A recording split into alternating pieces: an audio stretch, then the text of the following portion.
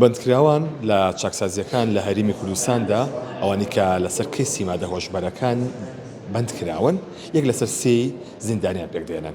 بەچمە لای ئێستا عەبدوڕەحمان بەڕێوەبەری گشتی چاکسازیەکان سڵاو لێ بکات. ئێستا باش لە ئێستادا ئاماری ناو چاکسازیەکان چۆنە و چیمان پێڵە وەزع چۆنە؟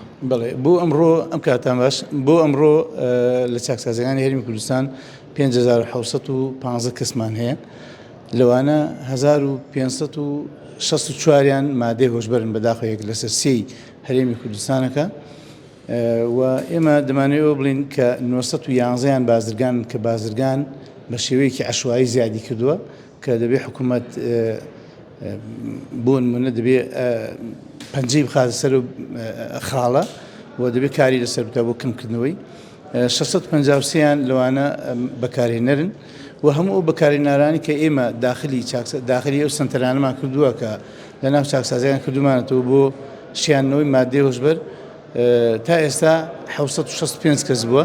لە ساڵی پارا 501 کەسمان داخل کردووە و لەم 6 مانگەیە 264 کەسمان داخل کردووە کە داخلی ئەو سنتەرانە بن کە لە ناو چاکسازیەکان کراوەتەوە بۆ شیاندنەوەیان و شکر بۆخوا هەمویان باشن و سەلامەتن گەڕانتەوە وەزعی ئاسایی خۆیان. سنتەری شیاندنەوەکان لە ساڵی ڕابردووە گرفتی زۆر بوو، کەموکوڕی زۆر بوو. ئەو گرفتان چارەسەرکران؟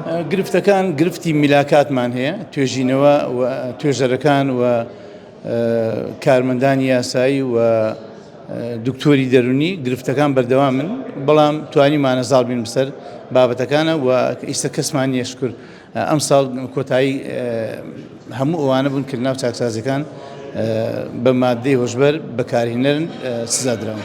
واتە کەسێک بەکارهێنەری مادەی هۆشبەر بێ کاتە چاکسازی گەوران بە ساغی ڕاتە دەرەوە. یەکسەر داخلی ئەو سنتەرانە بن و بە ساغی دەرەچن.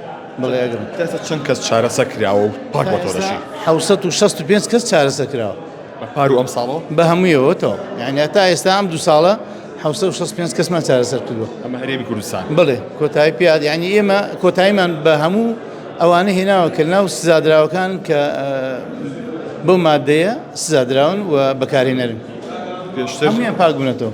پێشتر سێکمان کرد باسیەوەتە کە جێگان نەماوە لە ناو چاکسازیەکانە. ئەم لۆدە هەرماوە؟ ئەم لۆدە هەرماوە و قەڵەباڵغی هیوادارم لە نزیکترین کاتا پەرلەمانی کوردستان بکەوێتە کار و یاسای لێبوردنی گشتی دەرچێت بۆەوەی زیاترین کەس سوودمەند بن لە بابەت. بۆ سلێمانی چەند زیندانی تایە؟ هەولێر چۆنە؟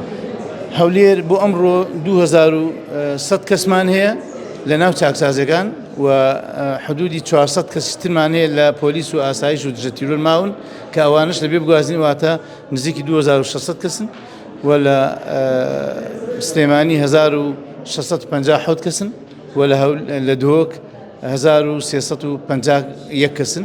ئەوە گەورانەکان و ژنان و مناڵانیشمان لە هەولێر 350 کەسن و لە سلێمانی 100 کەس و لە دهۆک 170 کەسن.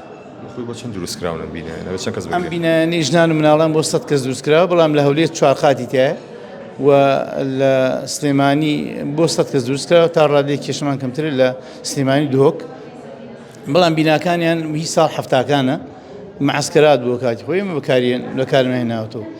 بەڵام لە هی گەورانی چاکسازیەکان لە هەر سێ پارێزگاکە یەک دیزاینە لە ساڵی 2010 دروستکراوە تا ئێستا بنەی تەحتی هیچ چاکسازی هیچ گۆڕانکاریی بەسەر نهاتووە.